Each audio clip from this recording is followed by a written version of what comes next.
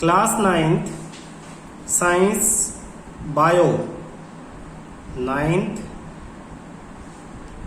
Science bio, chapter 6 tissue, page number 72,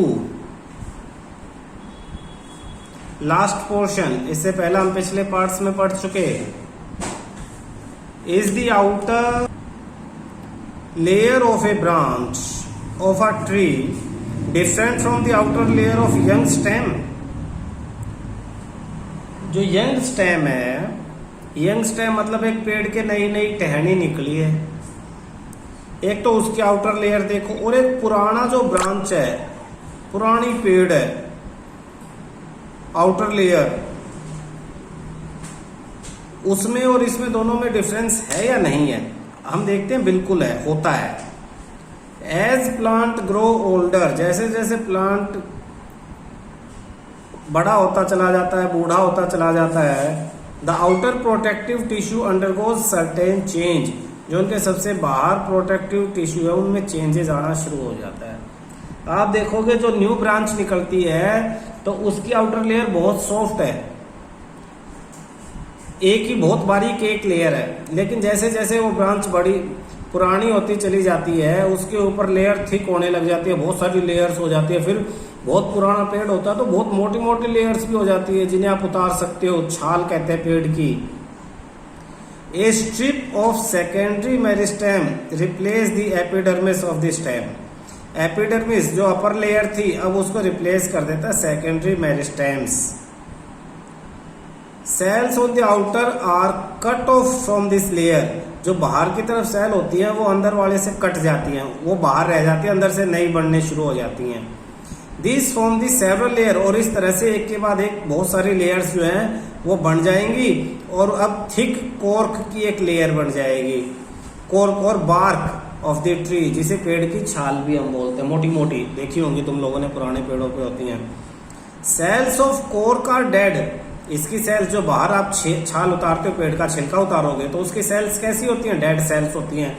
and compactly arrange without intercellular space, और hard है, इसका मतलब कि बहुत कॉम्पैक्टली उन्हें अरेंज किया हुआ है और उनके बीच में इंटरसेल्युलर स्पेस भी नहीं है। They have also have a chemical called suberin. इनमें कौन सा केमिकल है? सबरेन।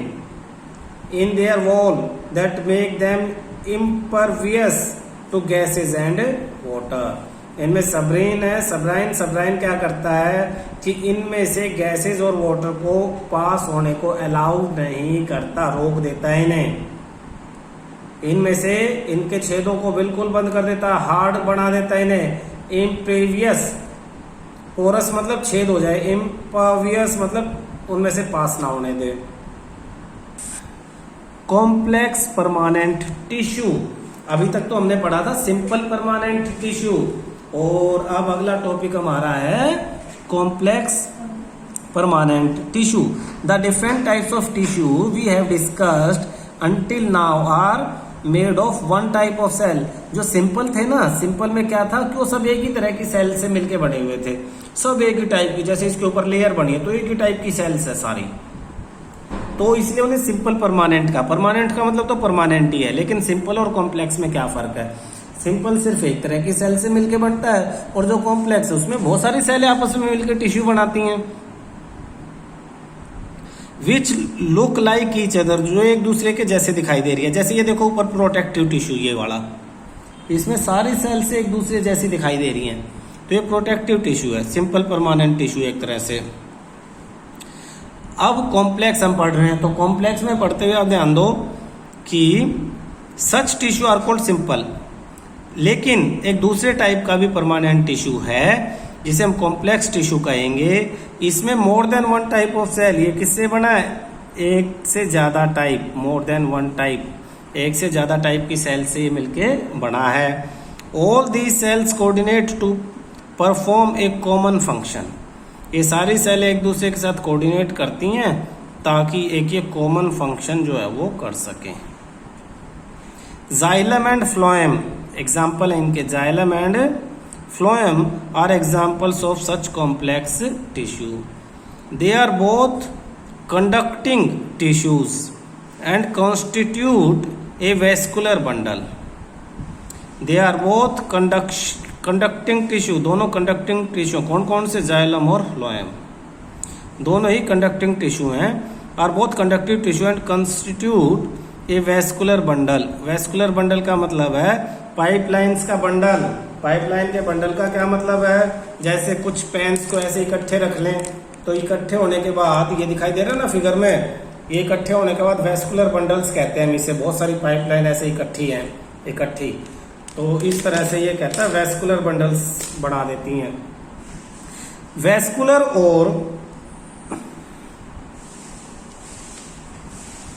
वेस्कुलर और conductive tissue is a distinctive features of complex plant. Complex plant में ये बड़ा डिस्टिंक्टिव खास फीचर है. One that has made possible their survival. इसी की वजह से प्लांट का सर्वाइवल, जिंदा रहना पॉसिबल होता है in the terrestrial environment. In figure 6.3 show A section of stem. 6.3 में स्टेम की सेक्शन को दिखाया हुआ है पीछे. Can you see different types of cells in the vascular bundle. Xylem, सबसे पहले जाइलम. अच्छा, इसमें पूरे में क्या याद करना था, इसमें पूरे में तुम्हें कॉम्प्लेक्स जो टिश्यू है वो बताना था कि इसमें बहुत सारी टाइप की, एक से ज्यादा टाइप की सेल्स मिलके कॉम्प्लेक्स टिश्यू बनाती हैं. फिर जो जाइलम और फ्लोएम है उसके बारे में इन पैराग्राफ में है. इस पैराग्राफ में जाइलम के बारे में बताया हुआ कि xylem consist of heads, vessels, xylem parenchyma. ये ट्रैकियार्ड्स आएगा भाई, इसमें ये गलत लिखा हुआ है. जाइलम में क्या है आपका, ट्रैकियार्ड्स, TRA, ये C है, CHEIDS, tracheids, vessels, xylem parenchyma and xylem fibres. 4 चीजें हैं इसमें. जाइलम टिश्यू किन किन चीजों से मिलकर बनता है, ट्रैकिया से, वेजल से, जाइलम पैरेन्काइमा और जाइलम फाइबर. ये तुम अगर इसी बुक में साइड में देखोगे तो डायग्राम में दे रखा है ट्रैकिया, फिर जाइलम, ये जाइलम पैरेन्काइमा, और वेजल्स. वेजल ये जो सीधे पाइप हैं इन्हें वेजल्स कहते हैं. ये वेजल्स, ये बीच के ये पाइप वेजल्स. जाइलम जो फाइबर हैं वो इसमें दिखा नहीं रखे हैं, साथ में होते हैं इनके. तो ये चारों नाम याद रख लेना. Xylem tissue consist of these 4. The cell have thick wall. अब ये प्रॉपर्टी है कि इसकी जितनी भी सेल्स हैं उनकी दीवारें थिक होती हैं. And many of them are dead cell, और बहुत सारी तो इनमें डेड सेल्स हैं, मरी हुई. Tracheids and vessels are tubular structure. Tubular, tube जैसे. ट्रैकिया और वेजल दोनों ही ट्यूब जैसे स्ट्रक्चर हैं, ट्यूब इस तरह के. They allow them to transport water. इन्हीं ट्यूब में से वाटर ट्रांसपोर्ट करता है, और मिनरल ट्रांसपोर्ट करते हैं. वाटर एंड मिनरल, जैसे हमारे घरों में पाइप से वाटर जाता है ना, तो ये प्लांट के अंदर भी पाइप से वाटर जाता है, और वाटर के साथ साथ क्या जाता है, मिनरल्स जाते हैं. वर्टिकली मतलब ऊपर जाते हैं नीचे से. रूट जो है प्लांट की, जैसे प्लांट है ये रूट है, तो रूट वाटर एब्जॉर्ब करती हैं और वो वाटर इन्हीं पाइपों के थ्रू ऊपर तक चला जाता है. The parenchyma store. अब पैरेन्काइमा, जाइलम पैरेन्काइमा बताया था ना, पैरेन्काइमा का वो फंक्शन पूछ ले, what is the function of parenchyma. तो parenchyma store food and help in the sideway conduction. इसका मेन काम तो है कि फूड को स्टोर करता है, याद करना, और साइड में वाटर के कंडक्शन को पॉसिबल बनाता है. यानी इसमें से साइड में वाटर चला जाता है. ये पाइप है, पाइप से साइड में जाने के लिए कंडक्शंस हैं, तो साइड में चला जाता है. और fibres are mainly supportive in function, और सपोर्ट ये प्रोवाइड करते हैं. सपोर्ट जैसे मान लो आपसे खड़ा नहीं हुआ, जरा आप दीवार के सहारे खड़े हो, कोई डंडा पकड़ के खड़े हो, किसी पोल का सहारा लगा के खड़े हो, तो वो आपको सपोर्ट दे रहा है. ऐसी ये जो पैरेन्काइमा है ये प्लांट को सपोर्ट देते हैं. इसके बाद जाइलम कंप्लीट हो गया. जाइलम 4 चीजों से मिलकर बना था. डेड सेल्स भी हैं इनमें, कुछ थिक वॉल हैं, ठीक है। इसमें से ट्यूबुलर स्ट्रक्चर्स हैं, वाटर मिनरल जो है पास होके जा रहा है, पेरेन्काइमा फूड स्टोर भी करता है, साइड में कंडक्शन प्रोवाइड करता है, सपोर्टिव फंक्शंस ये शो करता है। अब इसके बाद है फ्लोएम, दूसरा टिश्यू, एक जाइलम टिश्यू और दूसरा टिश्यू है फ्लोएम। ये क्या, ये भी 4 तरह की चीज़ों से मिलके बना है। एक सीव ट्यूब्स, पहला सीव ट्यूब, दूसरा कंपेनियन सेल, तीसरा फ्लोएम फाइबर और फोर्थ फ्लोएम पेरेन्काइमा। तो जैसे जाइलम फाइबर था, जाइलम पेरेन्काइमा था, ऐसे ही फ्लोएम फाइबर और फ्लोएम पेरेन्काइमा दो तो सेम ही है। पहले 2 कौन से रह गए, sieve tubes and companion cells. जैसे उसमें ट्रैकिया और वेजल्स थे तो इसमें सीव ट्यूब और कंपेनियन सेल, 4 चीजें हैं ना उसमें, 4 इसमें थी।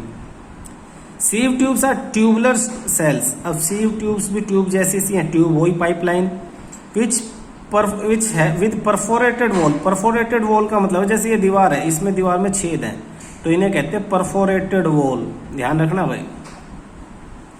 Phloem is unlike xylem in the material can move in both direction. Xylem में तो सिर्फ ऊपर के डायरेक्शन में जाता है और फ्लोएम में क्या है, बोथ, ऊपर भी जाता है और नीचे भी आता है। Transport food from leaves to other part, साइडों में भी जाता है। तो फ्लोएम क्या करता है, ट्रांसपोर्ट करता फूड को। अब फूड बनता कहाँ, पत्तियों में, तो पत्तियों में से पत्ती जो लीव्स होती है उनमें से हर पार्ट में ट्रांसपोर्ट करता है। जैसे रूट में ट्रांसपोर्ट करता है, शूट में ट्रांसपोर्ट करता है, हर जगह फूड को कौन ट्रांसपोर्ट करता है, फ्लोएम फाइबर ट्रांसपोर्ट करता है। तो ये फ्लोएम का कंप्लीट हो गया। Name type of simple tissue, where is the apical meristem found, which tissue make up the husk of coconut और what are the constituents of phloem। ये चारों क्वेश्चन मैंने बुक पढ़ाते हुए अभी डिस्कस कराए हैं, आपको इनके आंसर लिख के और याद करने हैं। इनके अलावा भी जो पीछे क्वेश्चन बन रहे हैं, क्वेश्चन बनाने हैं उन टॉपिक्स पे और सबके आंसर लिखने हैं, ठीक है। सिर्फ इन चारों से काम चलेगा नहीं, ये 4 एग्जाम में सिर्फ यही नहीं आएंगे। बायो में खास बात आपको हर पेज पे, हर लाइन पे जो क्वेश्चन बनता है वो याद करना है। नेक्स्ट टॉपिक आपका आ जाता है animal tissue. When we breathe we can actually feel the movement of our chest. आप ध्यान से देखो, जब आप ब्रीथ करते हो, सांस लेते हो तो चेस्ट मूव करती है अप एंड डाउन। ब्रीथ इन करते हो तो चेस्ट बाहर, ब्रीथ आउट करते हो तो चेस्ट अंदर। How do these body parts move?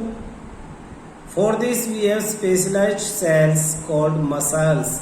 अब बॉडी पार्ट्स को मूव करने के लिए हमारे पास जो सेल्स होते हैं उन्हें मसल सेल्स कहते हैं। What are the function of muscle sales?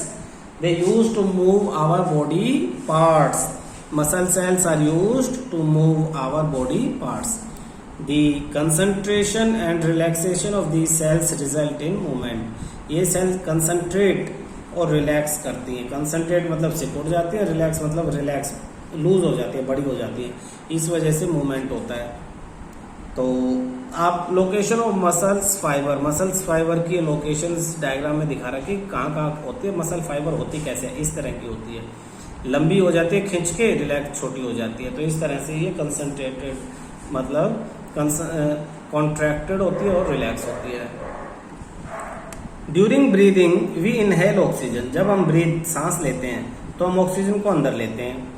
Where does this oxygen को, ये ऑक्सीजन जाती कहाँ है? It is absorbed in the lungs. ये हमारे फेफड़ों में, लंग्स में चली जाती है। कोरोना की वजह से तुम लंग्स के बारे में बहुत पढ़ रहे होगे आजकल। And then is transported to all body cells. और लंग्स के अंदर ये ब्लड में मिक्स हो जाती है और फिर ब्लड हमारे हर बॉडी सेल्स के पास इस ऑक्सीजन को ले जाता है through blood. Why would cells need oxygen? हमारी सेल को ऑक्सीजन की जरूरत क्यों है? The function of mitochondria. हमारी जो सेल है उसके अंदर एक माइटोकॉन्ड्रिया होता है इस तरह का, ये, और इसके अंदर की लाइनिंग ऐसी ऐसी होती है, इसे माइटोकॉन्ड्रिया कहते हैं। इसको पावर हाउस भी बोलते हैं, आपने किसी क्लास में इन्हें किया होगा, पावर हाउस। यानी ये एनर्जी बनाता है। एनर्जी कैसे बनाएगा? फूड को ये ऑक्सीजन के साथ रिएक्ट करा के एनर्जी बनाता है, फूड को बेक करता है, तो एनर्जी बनाता है, इसलिए पावर हाउस कहते हैं। तो ऑक्सीजन कहाँ जाती है? सेल में। सेल से कौन ले लेता है? सेल के अंदर ही माइटोकॉन्ड्रिया है। We studied earlier Wide a clue of this question. Blood flows and carries various substances from one part of the body to other. हमारी बॉडी में ब्लड फ्लो करता है और जैसे ऑक्सीजन को लंग्स से लेके सेल को देता है, सेल से कार्बन डाइऑक्साइड लेके लंग्स को देता है, और हमारे स्मॉल इंटेस्टाइन में जो फूड डाइजेस्ट हो जाता है उसे वहां से लेके पूरी बॉडी की सेल्स को देता है, और जो वेस्टेज है डाइजेस्टेड फूड में यूरिया वगैरह उसको किडनी को वहां पे फिल्टर करके बॉडी से बाहर थ्रो आउट करने में हेल्प करता है। तो ब्लड जो है वो डिजायरेबल और अनडिजायरेबल दोनों सब्सटेंस को कैरी करता है इधर से उधर, तो कैरी करने का इसका काम है। Flow of carries various substances from one part of the body to other. For example it carries, क्या क्या कैरी करता है blood? Oxygen, food to all cells. It also collect waste from all parts of the body and carries them to the liver and kidney for disposal. बाहर फेंकने के लिए liver और kidney को ये दे देता है। Blood and muscles are both example of tissue. जो ब्लड की हमने बात की, मसल्स की बात की, दोनों किसके एग्जाम्पल है? टिश्यू के एग्जाम्पल।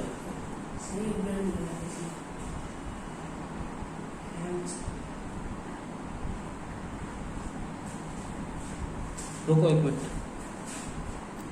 एक मिनट वेट करना। Blood and muscles are the both example of the tissue found in the body on the basis of the functions they perform we can think of different types of animal tissue.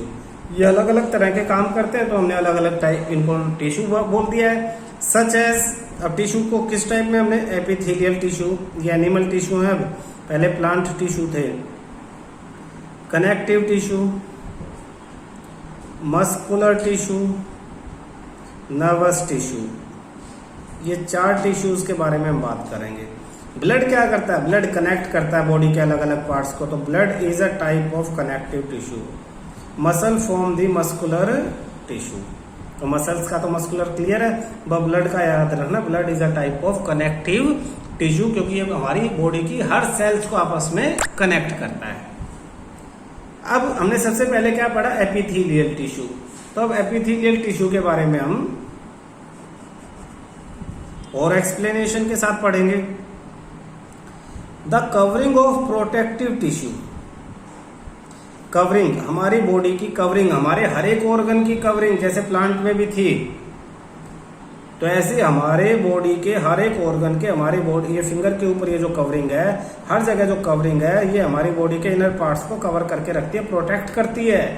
इसे covering और protective tissue भी कहते हैं। In the animal body are called epithelial tissue. Epithelium covers most organ and cavities. हमारी body में जितने भी organ है और खाली जगह का मतलब है स्टमक है, तो अंदर से स्टमक कैविटी हो गया, तो अंदर की तरफ जो दीवारें हैं उन पे भी एपिथेलियल टिश्यू है। हमारी बॉडी के आउटर सरफेस, इनर सरफेस, हर एक सरफेस जहां भी है उस पे जो टिश्यू है उसे एपिथेलियल टिश्यू कहते हैं। It also forms a barrier to keep different body system separate, और हमारे बॉडी के अलग अलग सिस्टम को सेपरेट करता है। जैसे हार्ट है तो हार्ट में भी दीवारें हैं, उसको किडनी से सेपरेट करता है, किडनी को लीवर से सेपरेट करता है, तो अलग अलग चीजें होगी ना, तो उन सब के ऊपर एपिथेलियल टिश्यू, तो ये सेपरेशन भी करता है। The skin, the lining of mouth, the lining of blood vessels, lungs, alveoli, kidney tubes are all made of epithelial tissue. हर एक सरफेस अंदर से और बाहर से, अंदर से मतलब जो कैविटी है अंदर की तरफ, जैसे हमारा माउथ है, बाहर से जो फेस है उसपे तो है ही है, फेस के अंदर जब हम मुंह खोलेंगे तो साइड में, अंदर, गले में, हर जो लाइनिंग्स है उन सब पे एपिथेलियल टिश्यू है। ऑब्वियसली एनीथिंग एंटर और लीविंग द बॉडी, अब किसी भी चीज को हमारे शरीर के अंदर जाने के लिए, हमारे शरीर से बाहर आने के लिए, उसे एपिथेलियल की कम से कम एक लेयर को तो क्रॉस करना ही पड़ेगा। शरीर के अंदर मतलब मैं मुंह के अंदर टॉफी रख लूं, वो अंदर जाना नहीं है। मुंह के अंदर टॉफी रख लेना अंदर जाना नहीं है, लेकिन उसका रस जब स्टमक में गया और स्टमक से इंटेस्टाइन में गया और इंटेस्टाइन ने एब्जॉर्ब कर लिया, उसे अंदर जाना कहते हैं। सपोज बचपन में तुमने सुना होगा, बच्चे कॉइन्स को जो है गिटक जाते थे गले से, खा लिया भाई गलती से बच्चे ने, खेलने वाला चुंबक है गोल वाला, उसे गलती से मुंह में लिया, पेट में चला गया, अब तुम्हारे पेट में जो कॉइन गया है वो तुम्हारी बॉडी के अंदर गया कॉमनली, बट बायोलॉजिकली वो तुम्हारी बॉडी के अंदर एब्जॉर्ब नहीं हुआ है। वो तो ऐसा है जैसे घर की एक गेट से घुसा और दूसरे गेट से निकल गया। वो 1-2 दिन बाद जब आप फ्रेश हो गए तो उसमें निकल जाएगा। बॉडी के अंदर जाने का मतलब है एब्जॉर्प्शन। एब्जॉर्प्शन जो फूड एब्जॉर्ब कर लिया जाता है। हवा हमने नाक से अंदर ली, मुंह से अंदर ली, फेफड़ों में चली गई, लेकिन फिर भी शरीर के अंदर नहीं गई। शरीर के अंदर कब जाएगी? जब वो लंग्स से लेयर क्रॉस करके ब्लड में मिक्स हो जाएगी, तब वो शरीर के अंदर जाएगी। अदरवाइज जैसे यहाँ आउटर स्किन पे कोई चीज है तो हमारी पेट में जाएगी, तो वो भी हमारे स्टमक की जो वॉल है उनके बाहर है, उस वॉल को क्रॉस करके अंदर जब जाएगी उसे हम कहेंगे बॉडी के अंदर जाना। और इस काम के लिए कम से कम एपिथेलियल की एक लेयर को तो क्रॉस करना ही पड़ता है। As a result the permeability of the cell of various epithelial play an important role. Permeability का मतलब है परमिशन देना, अलाउ करना। एपिथेलियल सेल किस चीज को अंदर जाने दे और किसको अंदर जाने न दें। जैसे कि एयर हम सांस में लेते हैं तो हर तरह की हवा हमारे अंदर जाती है, नाइट्रोजन भी जाती है भाई, कार्बन डाइऑक्साइड जा रही है, आर्गन जा रही है, बहुत सारी जा रही है। लेकिन जब ये लंग्स में पहुंच जाती है तो लंग्स के वहां जो एपिथेलियल टिश्यू है, जो सेल्स हैं, वो सिर्फ अपने में से ऑक्सीजन को ही क्रॉस होने देती है, इसलिए ऑक्सीजन हमारे ब्लड में जाती है, बाकी रुक जाती है। तो बैरियर लगाना, इस चीज को, प्रॉपर्टी को परमिएबिलिटी कहते हैं। The cell various epithelial important role play करते हैं in regulating the exchange of material between body and external environment and also between different part of the body. तो एक जगह से कोई चीज कौन सी अंदर जाएगी और कौन सी बाहर आएगी, इसको एपिथेलियल जो सेल्स हैं वो परमिशन देती हैं। बिना परमिशन के ऐसा नहीं हो सकता। तो ये बहुत इंपॉर्टेंट है कि सिर्फ डिजायरेबल, जरूरत की चीजों को ही क्रॉस करने दिया जाए। Regardless of the type, all epithelial is usually separated from underlying tissue by an extracellular fibrous basement membrane। कह रहा है एक मेम्ब्रेन जो है उससे सेपरेट होते हैं। अलग अलग टाइप के एपिथेलियल टिश्यू हैं, सेल्स हैं। तो epithelium is usually separated from underlining tissue. Underlining यानी बॉडी के पार्ट का जो टिश्यू है उससे जो एपिथेलियल सेल है, इनके बीच में क्या है? ये extra cellular fibrous basement membrane है। ये बेसमेंट है, इसके ऊपर नीचे तो हमारी बॉडी का टिश्यू है और ऊपर ये एपिथेलियल सेल्स हैं। ठीक है। Different epithelia show different structures that correlate with their unique function. अलग अलग तरह के एपिथेलिया, अलग अलग तरह का स्ट्रक्चर है उनका, और वो इसी तरह से अलग अलग तरह के फंक्शंस करती हैं। और ये फंक्शंस जो हैं वो हम आगे डिस्कस करेंगे।